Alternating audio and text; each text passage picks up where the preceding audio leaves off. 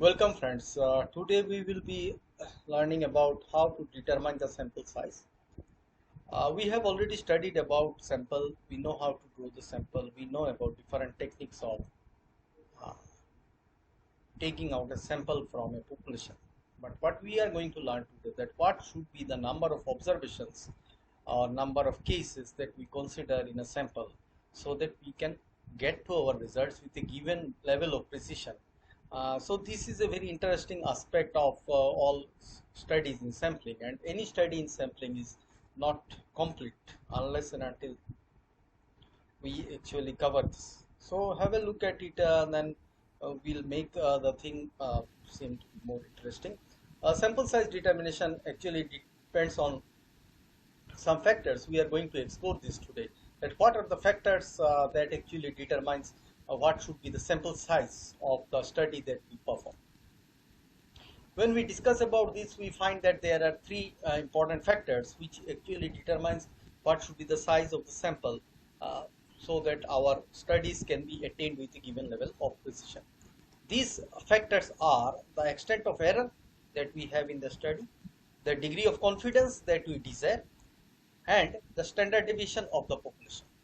Now, the standard deviation of the population is actually studying the variation in the that is available in the population. Now, a particular aspect which we want to study is related to the standard deviation. The standard deviation of that particular aspect. If the standard deviation high, it is assumed that there is huge variation among the subjects in the population. However, if the standard deviation is low, we assume that there is a consistency among the subjects in the population. There is lack of variation among the subjects in the population. If the consistency is more, if the variation is more, then we require to have a bigger sample size. However, if the variation is less, the standard deviation is less, that means we assume that the population is more or less uniform, and there is no point of taking a huge sample from that particular population, because the results will be more or less repetitive, and in that case we can convert taking a smaller sample size. The extent of error and the level of confidence, this is actually decided by the researcher, and this is the researcher who takes control over these two things. Researcher can adjust these two aspects, that is amount of error and amount of confidence that it is going to have in the study, and accordingly it can design these two values. But the researcher will not have any control about the variation in the population. It is the population on which he or she is going to study, and that actually determines the uh, level of variation that is available in the population. Now we need to put this into a formula, and using three different factors which determine the sample size. At the end of this lecture, I will be putting up a particular study material in the Google Classroom, so that those who are interested can take up a study on that particular aspect. Now, if you look at that particular aspect, that is the study material that I will be sending in, you will find that there are a lot of deductions, and actually the formula of determining the sample size is been also deduced in those handouts. You may ignore the deduction, because as a student of management you are expected to know the formula and to determine the sample size, not necessarily how this formula is derived. So that aspect you may leave to a statistician for studies, but since this is note is a or the handout is a generalized one, so it actually covers that part as well. Now I will also give you this formula which actually takes us to the sample size. So we have here this particular formula. So first let us go to the formula, but prior to that let us have a discussion on the extent of error. This is to be decided by the researcher based on the purpose of the study. It is inversely proportional to the sample size. That means as the sample size increases, the error will diminish, and as the error diminishes, the sample size will go up. So that means if you want less error, you need to have a bigger sample size. We have given an example. An error of plus minus 5 will require a smaller sample size than an error of plus minus 3, because plus minus 3 error is less error than plus minus 5. So a plus minus 3 will require a bigger sample size, and that is the meaning of inversely proportional. Next is the degree of confidence. If you look at the degree of confidence, it is also decided by the researcher. And one want that I want to have 100% confidence in the results. But the thing is that if you want to have 100% confidence in the results, you need to study the 100% observation. That is all the observations. That is ultimately studying a population. Rather, you should be concentrated in studying a sample. Generally, we prefer to have 99%, 95%, or say we have 90% of this sample size, 90 confidence interval. So more specifically, we rely on 90% sample size. So there is a relationship between what is called as uh, sample and this confidence and precision.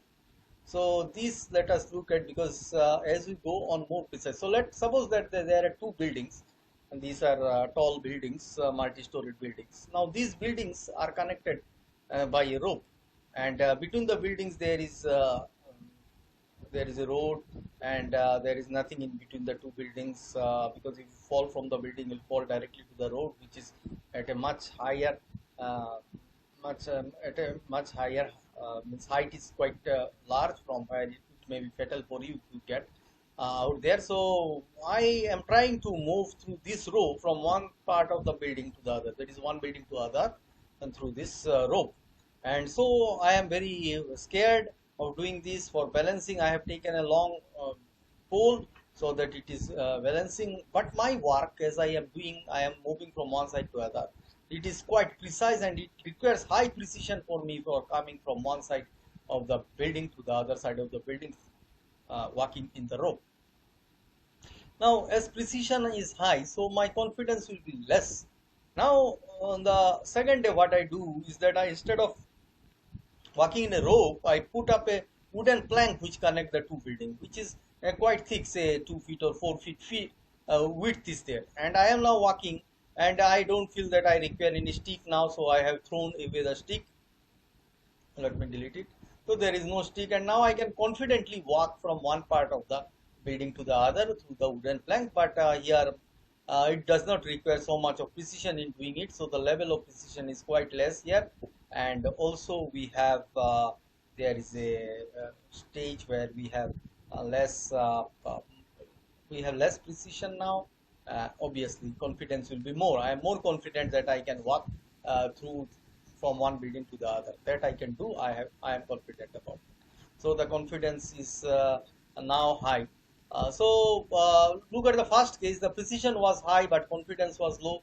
Now precision is low, confidence is high. That means when you actually, precision here comes through the error, and confidence is the amount of confidence you have in your results.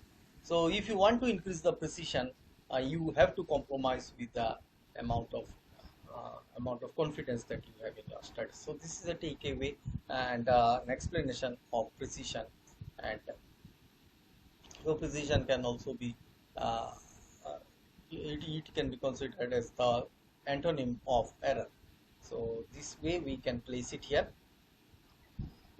So we proceed forward to go to the formula for sample size determination. So this is about the degree of confidence, and precision, as you can see, is the inverse of the standard deviation. So now let us look at the standard deviation. You are aware about the formula of the standard deviation. So this is the formula of the standard deviation that we have here. And if standard deviation is not known, many a case it so happens that standard deviation is not known. Suppose I am interested in studying the aspect of how people are feeling in an organization, how the employees are feeling in an organization following the salary hike, whether they are satisfied, whether they are not satisfied. And for that I had put a Likert scale, and from Likert scale I am collecting information from the individuals, and for that I require the standard deviation. Now the question is, if I don't know the value which is coming out of the Likert scale, how can I compute the standard deviation? So often this sigma will not be available to you. Sigma, it will be difficult for you to know, and most cases we don't know that. So in that case we have to look at some other way of estimating the value of sigma, and that can be through the standard deviation. So if you look at this formula for standard deviation, we actually have this as from a pilot survey. So what I do is that the first one, that is sigma, is not available to me. Now I take a pilot survey. Pilot survey is generally a small survey, which is so this sigma is the population standard deviation, as you can see, which is unknown to me. So now, since it is not known to me, so I have to do something so as to estimate sigma. So often the common practice to do this is that even I have not completed the survey, even the sample survey also I have not completed. So in that case, what I can do is that before the start of the study, we generally do a small survey which is called as the pilot survey. A pilot survey helps us to find out the standard deviation from a small sample. So we perform a small study, a small sample, and in that small study and small sample, we get a now some people, some observations are there. Based on these observations, we calculate S. As you can see, S is the standard deviation. It is the standard error rather. It is the standard error obtained as an estimate of sigma. So this is coming from the pilot survey. Now, this S can be used as a replacement of sigma, but this is obviously an estimate. So, obviously, if you know sigma, that is better. But since you don't know sigma, that's why you are taking the value of S. So, this stage we are wrong. Now we go to find the range, and range is the difference between the maximum and minimum observation. And the maximum and minimum observation is the range. So, range divided by 6, that also can be considered as considered as a value of the standard deviation. So this we can do here. So this is how standard deviation is generally done. So let us look at the formula for this. So formula for this standard deviation, SSD for mean, as we call SSD means sample size determination for mean. Now what mean means here? Mean means when we are interested in anything which is measurable. For example, suppose I want to know the opinion of the employees of the organization following an increment through a Likert scale, not just whether they are happy or not, not proportion, not count how many people are happy, how many people are dissatisfied, not that. But I want to collect the information through some scale so that I can understand how much people are enjoying the increment or how much people have liked this increment. In such a case, if such are the cases, when we have some continuous data which is to be estimated from the sample size, which is a continuous type of variable, then we call it sample size determination for mean. Practically it may not be computation of a mean, but that is what is the meaning for that. And so in that case, we have the formula as n equal to z square sigma square by e square. Now z square is the standard normal value, and that actually reflects the confidence you have. There are some values for this z. Values are there, and then we can see this sigma square is the population standard deviation. If we know the value of population standard deviation good enough, so that is the value of sigma that we actually put here, and then we have E, which is the error, standard error, like it may be plus minus 5, plus minus 3. So all of them are square. So if you, even if your error is something like negative, it will be squared up and will get the positive values of this. So no issues with whether your error is positive or whether your error is negative. Now when you come out of this formula, then we replace these values. In the next stage, what we see, this is the 95% value of Z is 1.96, and 90% value of Z is 1.64, and 99% value of Z is 2.58. So we replace these values, and accordingly we get the value of the sample size. Value of the sample size. So this we get for the computation of the mean. Now, as we know that if we don't have the value of this sigma, then we replace it by s square, and then the formula remains the same. And in case you don't know even that, then you can use r by 6, which is the range divided by 6 estimate of sigma. Now let us look at this population. Illustration. The mean force required to break a particular break a insulator is to be calculated with plus minus 25 pounds with a 90% confidence interval. So this is the plus, this is the error here.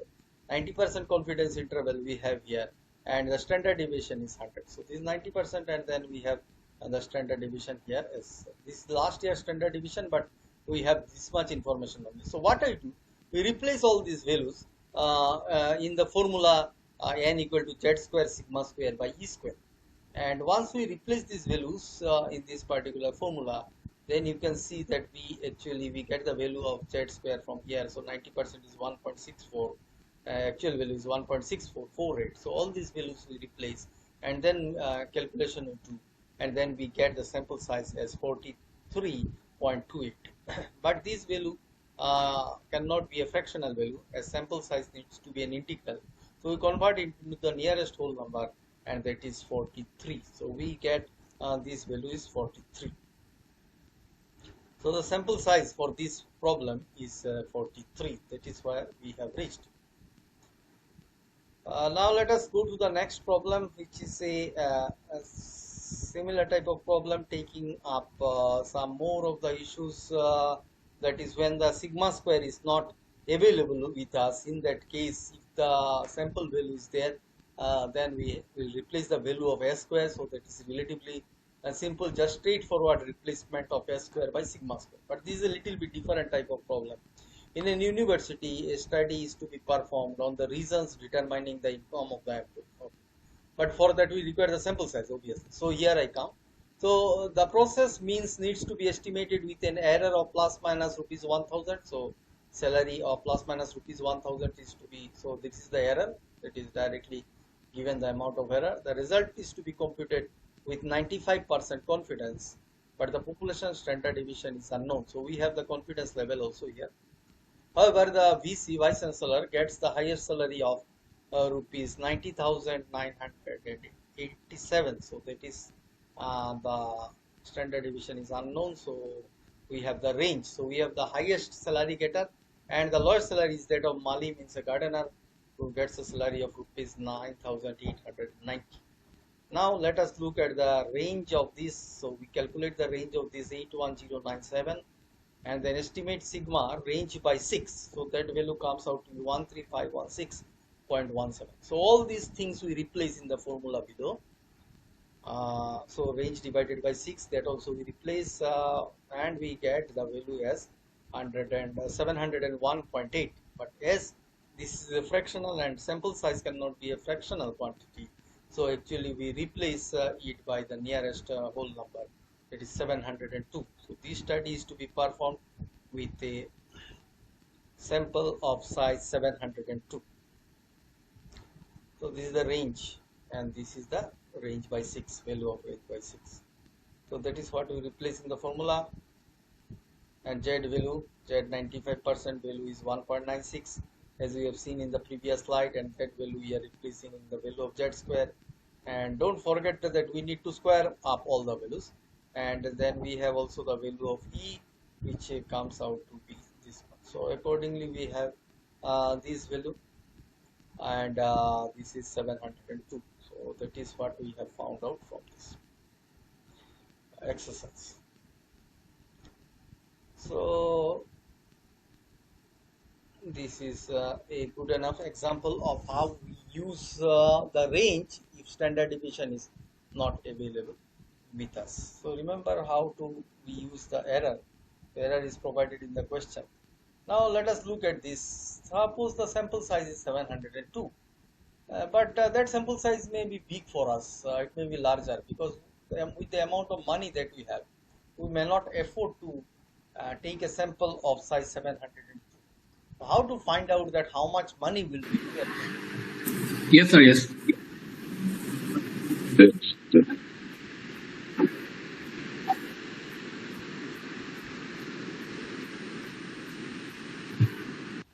This is actually involving the cost factor. So suppose there is a sample of size that we want to estimate, but before that we do a pilot survey. We know that in our example there are a sample of size 20,000. We have 20,000 rupees for conducting the survey. So I do a pilot survey. In the pilot survey, I take a small sample, say of 30, 35, 32, 25, something like that. And then I perform the survey. Before I perform the survey, I have to give training to the enumerator. I have to print the questionnaire. I have to provide the transportation for the enumerators to visit the site. I also accompany with them, and then I have to provide them working lunch, because they will work the entire day. And then I spend some amount of money ultimately at the end of the study, they are able to collect information from say 35 people, and I find that I spend some amount of money to collect information from this number of people. Now we divide the amount of money spent for the pilot survey by the total number of people who are surveyed in the pilot survey, and accordingly we find that the total number of people surveyed say 36, and the total amount that was spent in survey for surveying these 36 people, whatever be the amount, we divide it by 36, and we find that the ultimate value following the survey was 32 per person surveyed, rupees 32 per person surveyed. So that means we have 20,000 rupees and we have 32 rupees at hand. Means 32 rupees is spent for surveying from one particular individual. So what we do is that we divide this 20,000 divided by 32 rupees, which is the survey cost for surveying from one particular individual, and we find that the amount is rupees 625. So this amount is 625, but that means with the amount of money available with us, so we can survey only 625 people. We cannot survey more number of people. So accordingly, what we do is that we actually look into lesser number of people to do this survey. So we need to go for a compromise. So, but how do you do the compromise? So compromise can be done in this way. You see that here, as you can see, this is the formula for calculating the samples. Now here we may do one thing, that we keep the confidence level same. We don't disturb the R by 6 value also. But what we do is that we keep the sample size 625, because that is what we can do, and we calculate the value of E square, and then we calculate E. So we find that it is 1059.66, whereas earlier it was plus minus 1000. But now with the smaller sample size, I have to go for say 1060, 1059.66 is almost 1060. So my estimate will be correct to 1060. Means instead of making it plus minus 10,000, it is now 1060. So this is a little bit compromise that I had made by diminishing or increasing the amount of error that is allowed in the study.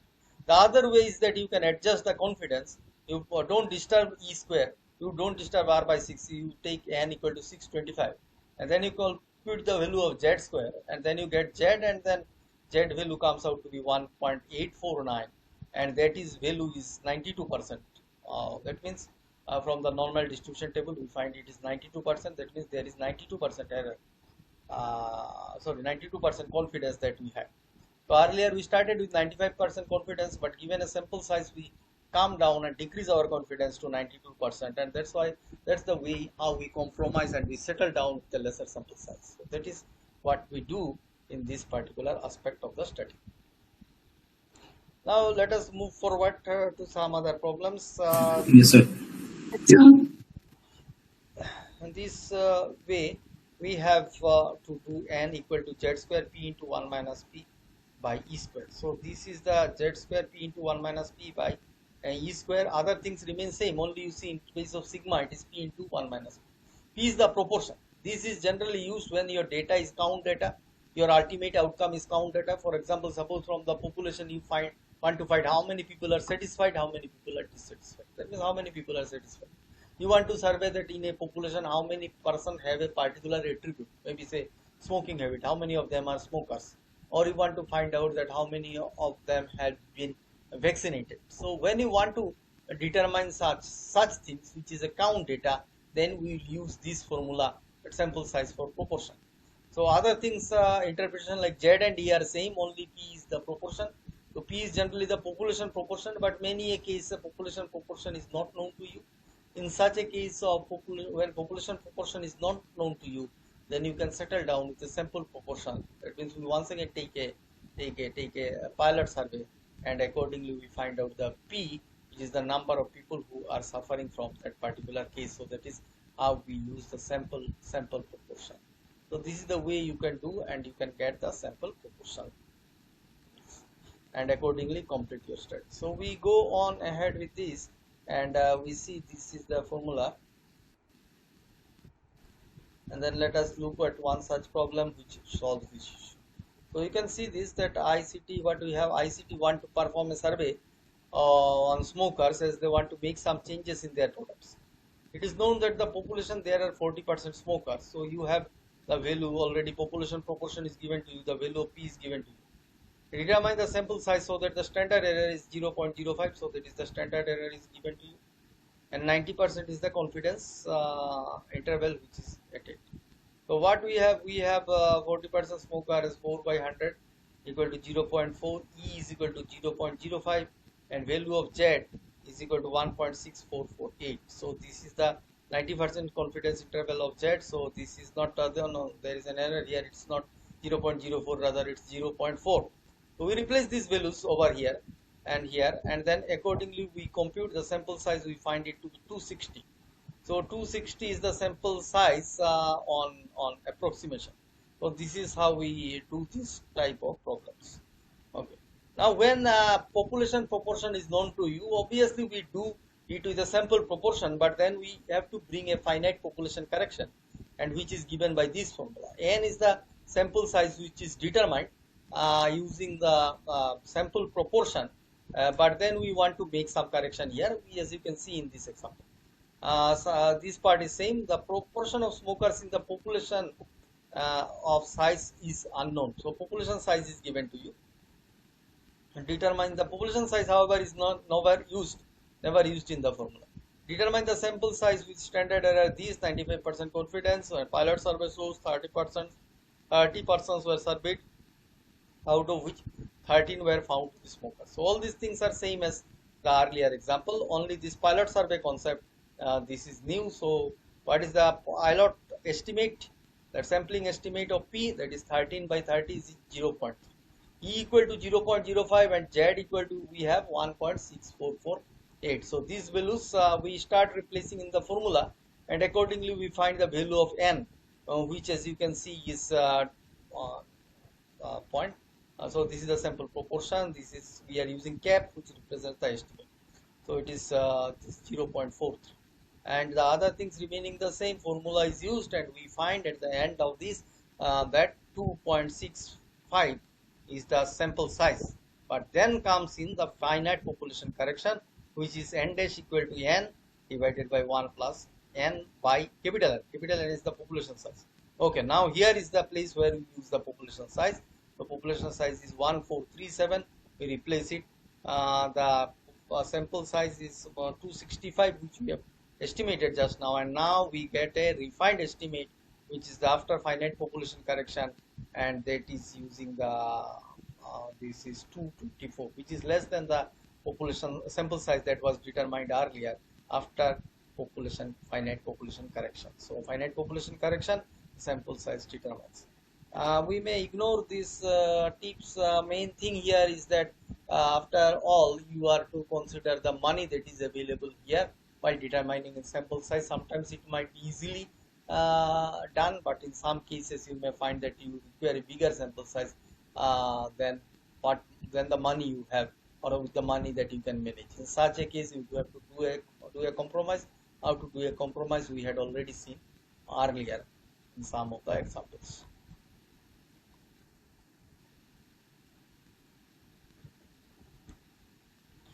Okay, now we can go out for the next part. This is sample size only when population size is known. When population size is known, then how to determine the sample size? So that is the question. So when population size, this is population size is small n equal to capital N divided by 1 plus capital N E square. So this is the stage at which we are now locked into, and then in this case we don't require the standard deviation. Sorry. Now here we have E, that is the amount of error. Say we decide that we are to go with 5% error. So 5% error is 5 divided by 100, and that is sometimes we may go for 7% error. In that case it will be 7% is 0.07, so that will be replacing in place of E. N is the population size, so this way the population size and the sample size will always be less than the population size. In this case we have 5% error, so 5% error is E equal to 0.05, and so E square equal to 0.05 into 0.05, that is 0.0025, and so that is n divided by 1 plus n square. So n is 330, and then 330 into 0.0025. So we replace all these values, and accordingly we get it as 180.82, that is equivalent to 181. So this is how we use the population size to get the sample size. This formula is quite popular when we don't have knowledge about the standard deviation, and only thing, neither we don't require confidence interval also, only error is the only criteria which is in the control of the researcher, and researcher can increase and decrease the amount of error in his study and accordingly give a big smaller or bigger sample size. More error, smaller sample size; less error, bigger sample size. So that way we can have a control about this.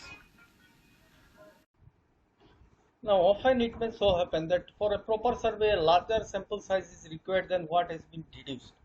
We have so far seen that using different formula we have reached to the sample size.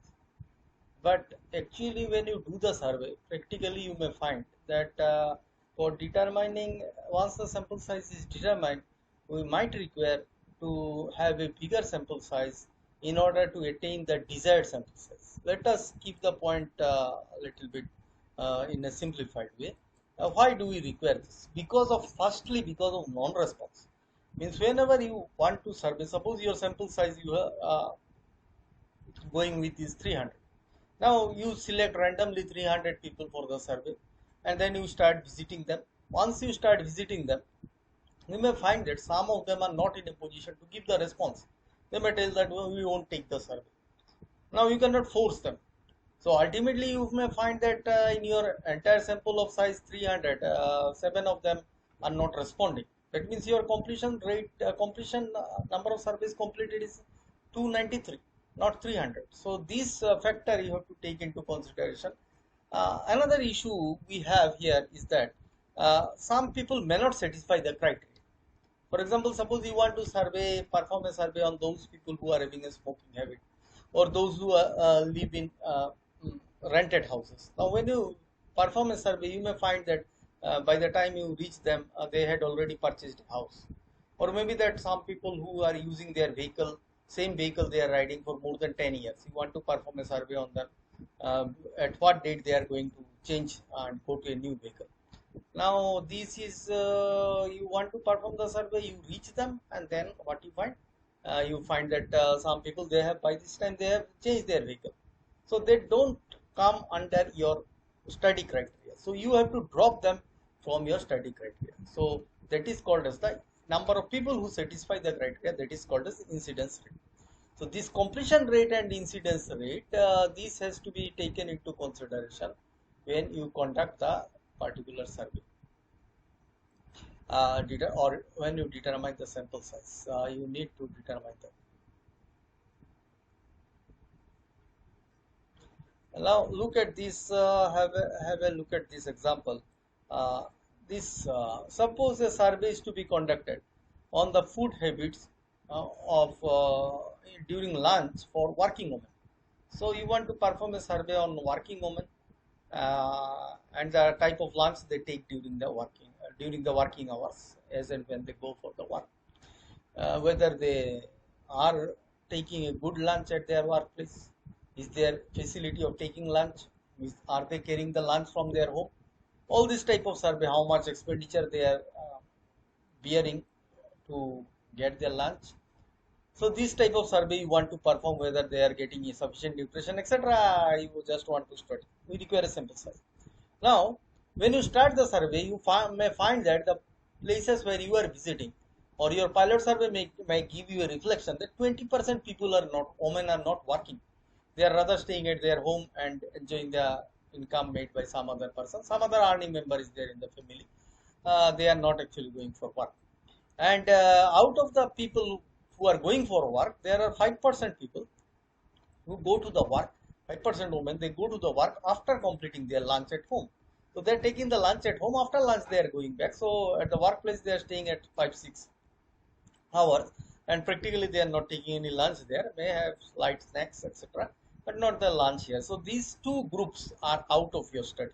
So these 20% and 5% they are not to be considered. And out of the people who can be considered, 10% of them told that they won't participate in the survey because they are too busy with their work. Now your study starts here. So 20% women are not working. That means how many percent women are working? 80%. So your incidence rate for this is 0.8. Another condition is that 5% of them go to job after lunch, so they are that also not in your criteria. So you are remained with 95%. So the product of 0.8 and 0.95 that will give you the incidence rate. So incidence rate, as you can see, is 0.76 or 76%. 10% women do not go for work, so that is once again 90%. So that is 0.9. So this is 0.76 and this is 0.9.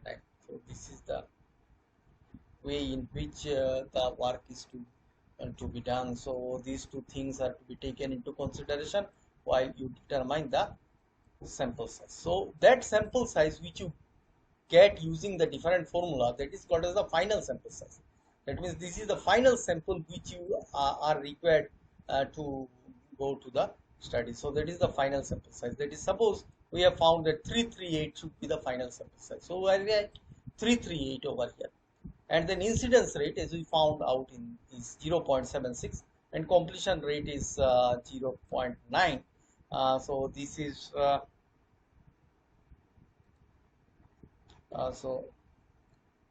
0.9. So this we replace here, and we get this 394. That is 394 is initial sample size. So we should start with 394 number of people, and then once we get this 394 number of people, then we start our survey. Out of these 394 people, some people will not respond, or some people will not be in the incidence, will not satisfy our criteria. So excluding them, at the end of the study we may find that 338 people get retained. If it is less than 338, we have to manage it, and if it is more than 338, then we may drop some of the cases, but randomly, so that ultimately we get the same number of people who are accepted. So this is the way in which this sample size is to be managed. Thank you for watching this video.